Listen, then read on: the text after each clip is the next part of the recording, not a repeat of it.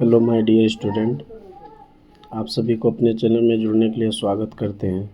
दोस्तों, आज जो है क्लास हम 10th का हिस्ट्री का चैप्टर नंबर 1 जो यूरोप में राष्ट्रवाद है, इसका सारा इम्पोर्टेंट ऑब्जेक्टिव करने वाले। यदि आप 2027 में एग्ज़ाम देने जा रहे हैं क्लास 10th का बिहार बोर्ड से मैट्रिक का, तो आपके लिए यह वीडियो महत्वपूर्ण साबित होगा। दोस्तों, जितना भी चैप्टर 1 में ऑब्जेक्टिव बन सकता है, सारा ऑब्जेक्टिव लेकर के आएँ तो आप जो है एक तरफ से वीडियो जो है सारा वीडियो आप चैप्टर बाय चैप्टर देखते जाइएगा दोस्तों। तो आपका सारा ऑब्जेक्टिव जो 230 नंबर ऑब्जेक्टिव का होता है, सारा सब्जेक्ट मिला करके हम पूरी तरह से कंप्लीट करवा देंगे दोस्तों। और यदि अभी तक इस चैनल में नहीं जुड़े हैं तो चैनल को सब्सक्राइब कर दीजिए, लाइक कीजिए और अपने दोस्तों के भी शेयर कर दीजिए। दोस्तों, आप बड़े बड़े यूट्यूबर को सब्सक्राइबर किए, थोड़ा सा हमें भी सपोर्ट कीजिए दोस्तों। चलिए, तो ज़्यादा हम समय नहीं लेते हैं, सीधा हम आते हैं टॉपिक पे। ठीक है, तो पहला क्वेश्चन क्या है? तो पहला क्वेश्चन दिया हुआ है, निम्नलिखित में से कौन जर्मन चांसलर था? निम्नलिखित में से कौन जर्मन चांसलर था? मतलब जर्मनी का कौन चांसलर था? ऑप्शन ए में दिया मेजनी, बी में दिया हिगेल, सी में दिया बिस्मार्क और डी में दिया विक्टर एमुनुएल। तो आप बताइए इसका आंसर क्या हो जाएगा? इसका आंसर हो जाएगा ऑप्शन नंबर सी, बिस्मार्क। याद रखिएगा कि निम्नलिखित में से कौन जर्मनी का चांसलर था, तो बिस्मार्क याद रखिएगा। ठीक है, आगे बढ़ते हैं क्वेश्चन नंबर 2 पे। तो क्वेश्चन नंबर 2 है, सेडान के युद्ध में किसकी पराजय हुई थी? सेडान के युद्ध में जो है किसकी पराजय हुई थी? ऑप्शन ए में दिया फ्रांस, बी में दिया जर्मनी, सी में दिया ऑस्ट्रिया और डी में दिया परसा। तो इसका आंसर क्या हो जाएगा? इसका आंसर हो जाएगा ऑप्शन नंबर ए, फ्रांस हो जाएगा। सेडान के युद्ध में किसकी पराजय हुई थी? तो फ्रांस की हुई थी। अगले प्रश्न है, निम्न में किसने अपने देश में अनिवार्य सैन्य सेवा लागू की थी? क्वेश्चन दिया हुआ है 3 नंबर कि निम्न में किसने अपने देश में अनिवार्य सैन्य सेवा लागू की थी? ऑप्शन ए में दिया मेजनी, बी में दिया मेटरनिख, सी में दिया बिस्मार्क और डी में दिया लेनिन। तो इसका आंसर क्या हो जाएगा? इसका आंसर हो जाएगा ऑप्शन नंबर सी हो जाएगा, बिस्मार्क। अगले प्रश्न पे चलते हैं, और यदि आप जानते हैं तो आप आंसर बताइएगा कि कितना आप इसमें से सही कर पाएँ दोस्तों। क्वेश्चन नंबर आते हैं 4 पे। तो क्वेश्चन नंबर 4 दिया हुआ है क्या कि 1853 से 54 में के क्रीमिया युद्ध में काबुल ने किस देश की ओर से युद्ध में सम्मिलित होने की घोषणा की? ऑप्शन ए फ्रांस, बी में दिया ऑस्ट्रिया, सी में दिया जर्मनी और डी में दिया पोलैंड। तो इसका आंसर क्या हो जाएगा? इसका आंसर हो जाएगा ऑप्शन नंबर ए हो जाएगा, फ्रांस। अगले प्रश्न पे चलते हैं 5 नंबर। तो 5 नंबर प्रश्न दिया हुआ है क्या कि 1954 का जनेवा समझौता के क्रियान्वयन की देखभाल हेतु गठित त्रिसंसदीय अंतर्राष्ट्रीय निगरानी आयोग का सदस्य निम्न में से कौन नहीं था? ऑप्शन ए में दिया भारत, बी में है कनाडा, सी में है पोलैंड और डी में है फ्रांस। तो इसका आंसर क्या हो जाएगा? ऑप्शन नंबर डी हो जाएगा, फ्रांस। अगले प्रश्न 6 नंबर पे आते हैं। तो 6 नंबर है, यूनानी स्वतंत्रता संग्राम के दौरान तुर्की के समर्थन में कौन था? ऑप्शन ए दिया इंग्लैंड, बी में दिया फ्रांस, सी में दिया मिस्र और डी में दिया रूस। तो इसका आंसर क्या हो जाएगा? इसका आंसर हो जाएगा ऑप्शन नंबर सी, रूस हो जाएगा। अगले प्रश्न 7 नंबर में आते हैं। तो 7 नंबर है, प्रथम जेनेवा कन्वेंशन कब हुआ था? ऑप्शन ए 1854, बी में दिया 1864, सी में है 1874 और डी में दिया 1884। तो इसका आंसर क्या हो जाएगा? इसका आंसर हो जाएगा ऑप्शन नंबर बी हो जाएगा, 1864। ठीक है, अगले प्रश्न पे चलते हैं। तो अगले प्रश्न 8 नंबर है, इटली का एकीकरण कब पूर्ण हुआ? ऑप्शन ए 1861, बी में 1871, सी में दिया 1720 और डी में दिया 1817। तो इसका आंसर क्या हो जाएगा? इसका आंसर हो जाएगा ऑप्शन नंबर बी हो जाएगा 1871। 9 नंबर प्रश्न पे आते हैं। तो 9 नंबर प्रश्न है, लुई फिलिप्स किस देश का शासक था? ऑप्शन ए जर्मनी, बी में है फ्रांस, सी में है ऑस्ट्रिया और डी में दिया इटली। तो इसका आंसर हो जाएगा ऑप्शन नंबर बी हो जाएगा फ्रांस। अगले प्रश्न पे चलते हैं। अगले 10 नंबर प्रश्न है, यूरोपियन सभ्यता का पालना किसे कहा जाता है? ऑप्शन ए यूनान, बी में है पुर्तगाल, सी में है इंग्लैंड और डी में दिया पोलैंड। तो इसका आंसर हो जाएगा ऑप्शन नंबर ए यूनान हो जाएगा। अगले प्रश्न 11 नंबर है। 11 नंबर प्रश्न है, बोहेमिया निम्न में से किस देश के अधीन था? ऑप्शन ए ऑस्ट्रिया, बी यूनान, सी में दिया तुर्की और डी में दिया पोलैंड। तो इसका आंसर हो जाएगा ऑप्शन नंबर ए हो जाएगा ऑस्ट्रिया। 12 नंबर प्रश्न है, निम्न में से कौन मित्र राष्ट्रों के गुट में शामिल नहीं था? ऑप्शन ए ब्रिटेन, बी में दिया जर्मनी, सी में दिया फ्रांस और डी में दिया रूस। तो इसका आंसर क्या हो जाएगा? इसका आंसर जो हो जाएगा ऑप्शन नंबर बी हो जाएगा जर्मनी। देखिए दोस्तों, सब प्रीवियस ईयर क्वेश्चन है, इसलिए आपको भी 2027 में इन्हीं क्वेश्चन में से पूछा जाएगा। इन्हीं का बीच ही आपको ऑब्जेक्टिव रहेगा दोस्तों। और अभी तक यदि आप याद नहीं करते हैं तो आप बहुत फिर पीछे हो जाइएगा। इसीलिए यदि आपका चैप्टर ख़त्म होते जाता है तो आपका ऑब्जेक्टिव भी ख़त्म होता होगा, तो आप इससे जो टेस्ट के रूप में भी आप देख सकते हैं दोस्तों। अगले प्रश्न है 13 नंबर, 1871 में विलियम प्रथम कहाँ का सम्राट बना? Option A Italy, B England, C Germany और डी पोलैंड। तो इसका आंसर क्या हो जाएगा? ऑप्शन नंबर सी हो जाएगा जर्मनी। और यदि तक अभी चैनल सब्सक्राइब नहीं किया दोस्तों, सब्सक्राइब कर लीजिए। सब्सक्राइब करने से ये होगा कि जब भी वीडियो अपलोड करेंगे तो नोटिफिकेशन सबसे पहले आपके पास जाएगा दोस्तों।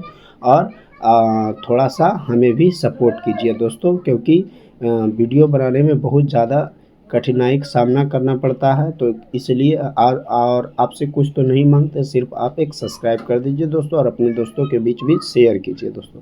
चलिए अगले प्रश्न पे आते हैं। 14 नंबर दिया है, सार्डिनिया का राजा कौन था? सार्डिनिया का जो है राजा कौन था? ऑप्शन ए में दिया है विक्टर एमुनुएल, बी में दिया नेपोलियन, सी में दिया चार्ल्स 10 और डी में दिया इनमें से कोई नहीं। तो इसका आंसर जो हो जाएगा ऑप्शन नंबर ए हो जाएगा विक्टर एमुनुएल। याद रखिएगा, क्वेश्चन था सार्डिनिया का राजा कौन था, तो याद रखिएगा विक्टर एमुनुएल। ऑप्शन नंबर ए हो जाएगा। 15 नंबर प्रश्न है कि इटली के एकीकरण का प्रमुख नायक कौन था? ऑप्शन ए मेजनी, बी में है काबूर, सी में है गैरिबाल्डी और डी में इनमें से सभी। तो इसका आंसर क्या हो जाएगा? ऑप्शन नंबर डी हो जाएगा इनमें से सभी। मतलब मेजनी भी था, काबूर भी था और गैरिबाल्डी भी था। तो ऑप्शन नंबर डी हो जाएगा इनमें से सभी। अगले प्रश्न पे चलते हैं। तो 16 नंबर प्रश्न है, लुई 16वें को फांसी कब दी गई?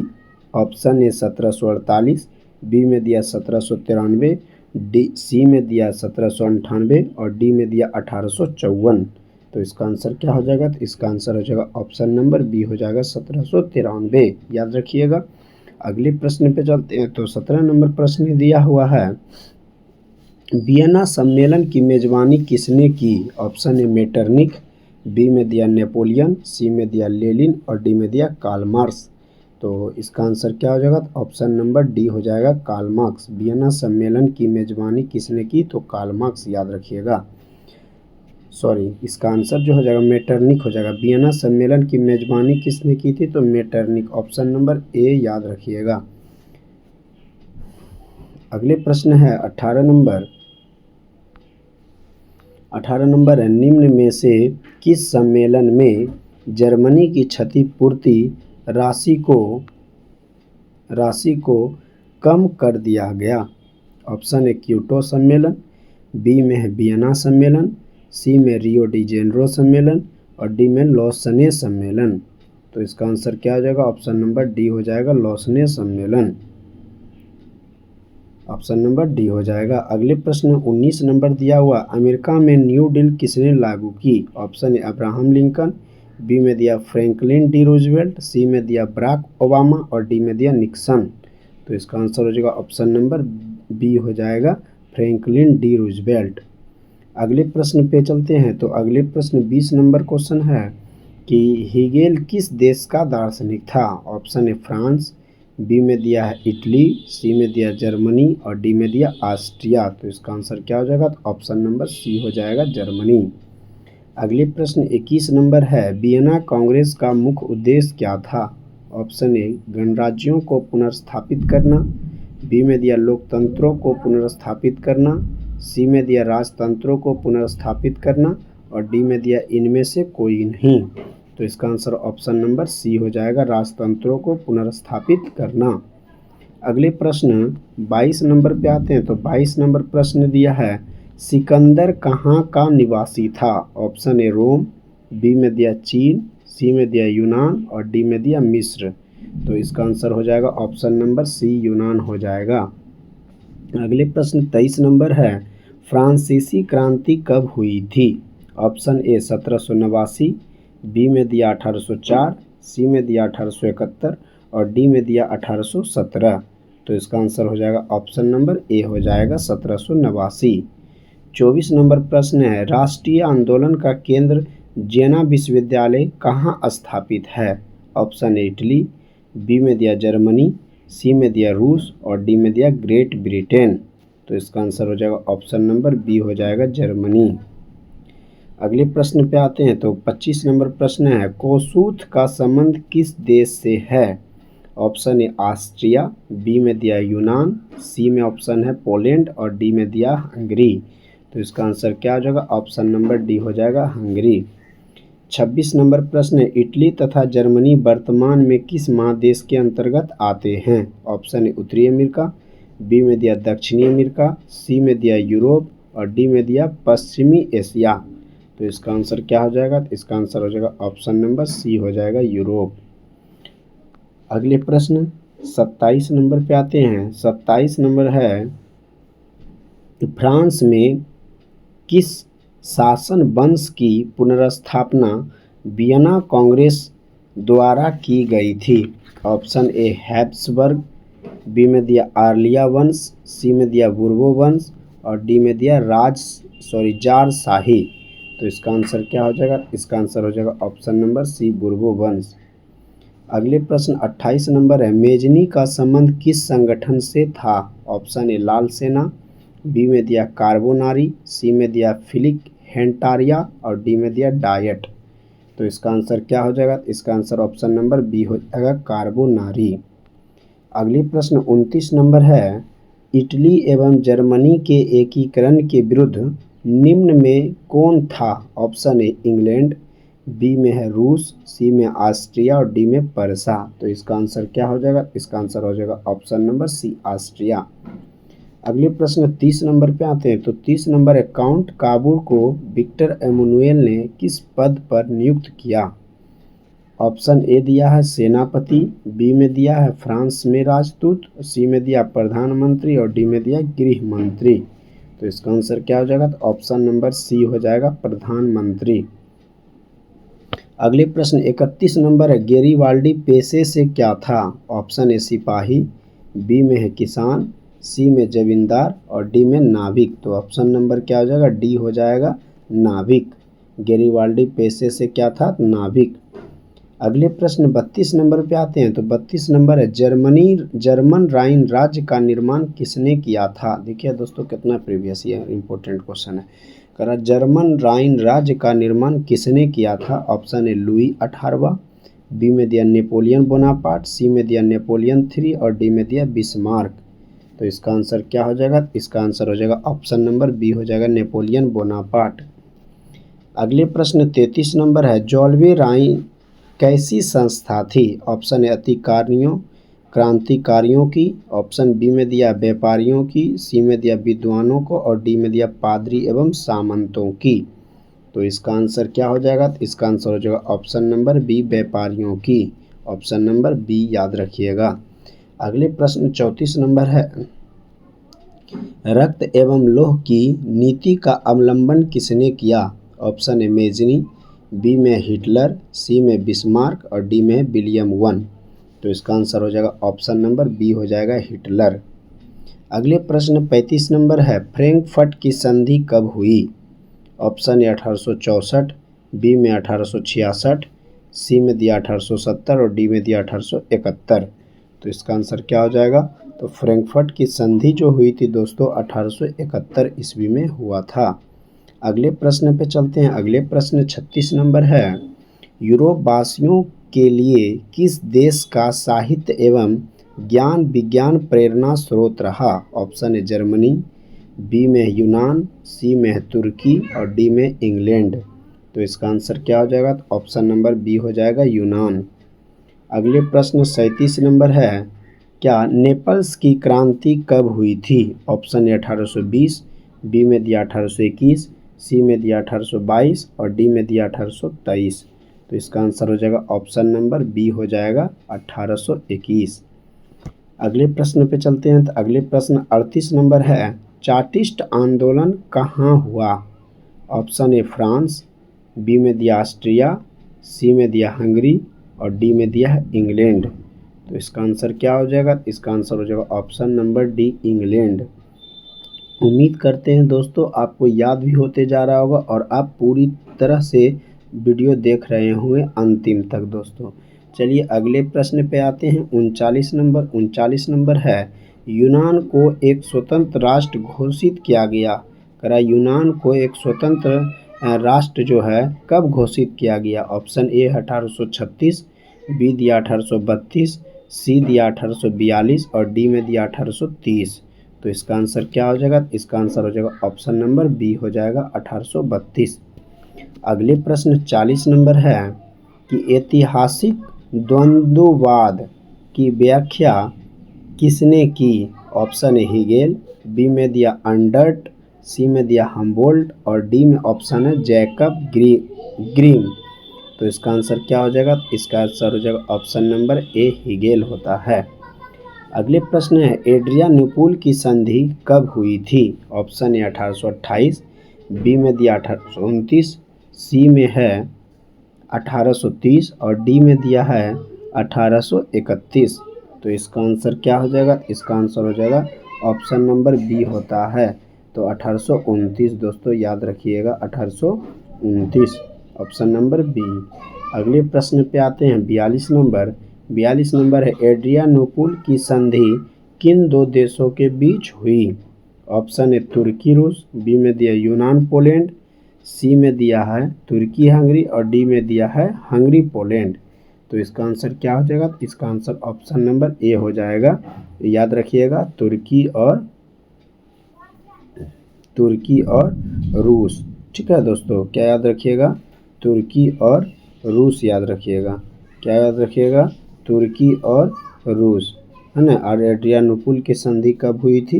तो याद रखिएगा 1829 में। किसके बीच? तुर्की और रूस के बीच। अगले प्रश्न 43 नंबर पे आते हैं। तो 43 नंबर प्रश्न दिया हुआ है, सेडान का युद्ध किनके बीच हुआ? ऑप्शन ए ऑस्ट्रिया और पर्सा के बीच, ऑप्शन बी ब्रिटेन और फ्रांस के बीच, ऑप्शन सी में दिया फ्रांस और पर्सा के बीच, डी में दिया पर्सा और रूस के बीच। तो इसका आंसर क्या हो जाएगा? इसका आंसर हो जाएगा ऑप्शन नंबर सी फ्रांस और पर्सा के बीच। अगले प्रश्न 44 नंबर है, किस देश का हंगरी पर पूर्ण आधिपत्य था? किस देश का जो है हंगरी पर पूर्ण आधिपत्य था? ऑप्शन नंबर ए दिया है फ्रांस, बी में दिया है ऑस्ट्रिया, सी में दिया है ब्रिटेन और डी में दिया है तुर्की। तो इसका आंसर क्या हो जाएगा? आप सब बताइए। तो इसका आंसर हो जाएगा ऑप्शन नंबर बी हो जाएगा ऑस्ट्रिया।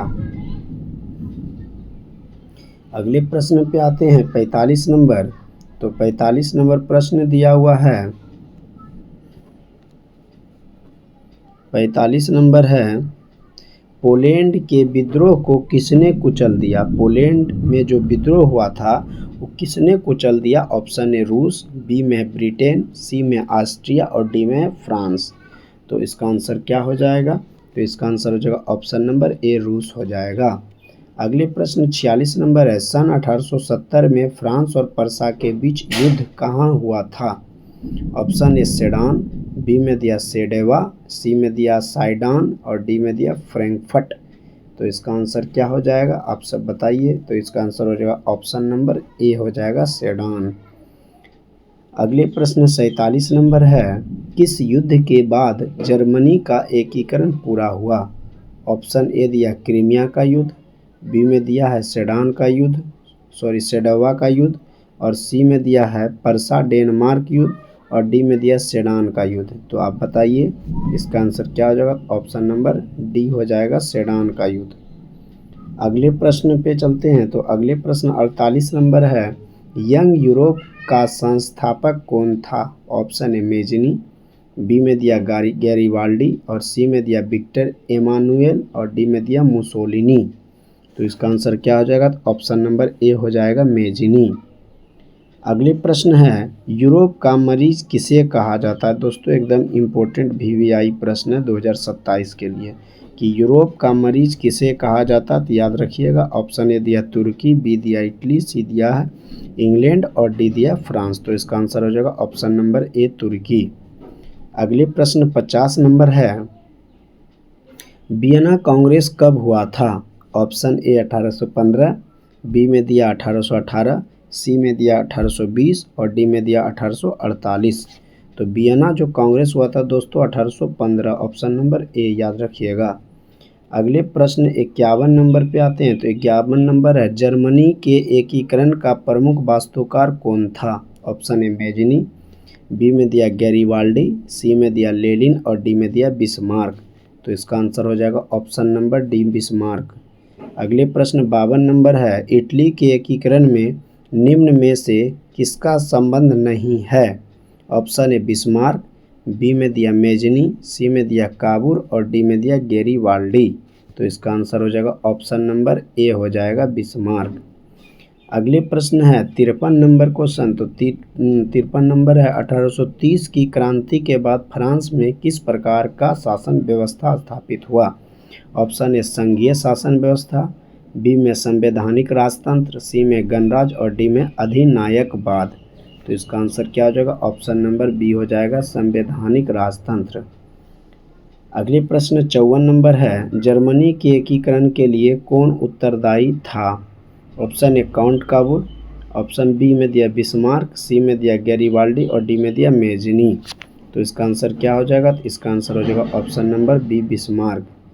अगले प्रश्न 55 नंबर है। 55 नंबर क्या है, 1871 में कौन सी संधि हुई थी?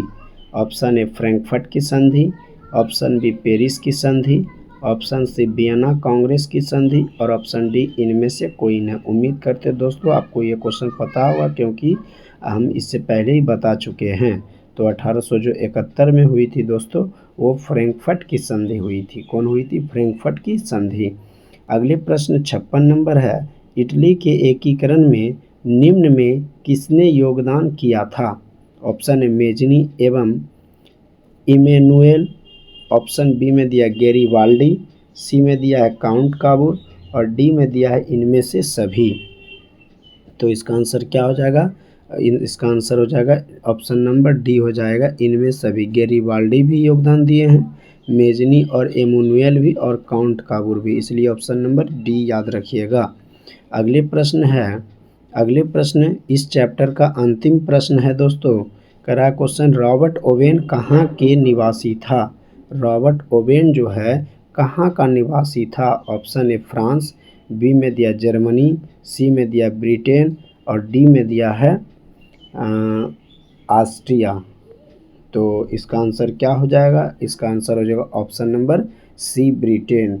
ठीक है दोस्तों, यदि आप इसका पीडीएफ चाहते हैं तो हमारे टेलीग्राम चैनल शकुना एकेडमी ऑफिशियल के नाम है, जिस पे आप जुड़ जाइएगा, आपको सारा पीडीएफ वहाँ अवेलेबल हो जाएगा। वो फ्री ऑफ कॉस्ट दोस्तों, कुछ भी आपको पेमेंट नहीं करना होगा। और यदि आप हमारे व्हाट्सएप ग्रुप में जुड़ना चाहते हैं तो वह भी डिस्क्रिप्शन में नंबर दिया हुआ है, आप वहाँ से भी जा कर के हमारे ग्रुप जो व्हाट्सएप ग्रुप चैनल में जुड़ जाइए, वहाँ भी आपको पीडीएफ प्रोवाइड हो जाएगा दोस्तों। आज के लिए इतना ही, धन्यवाद।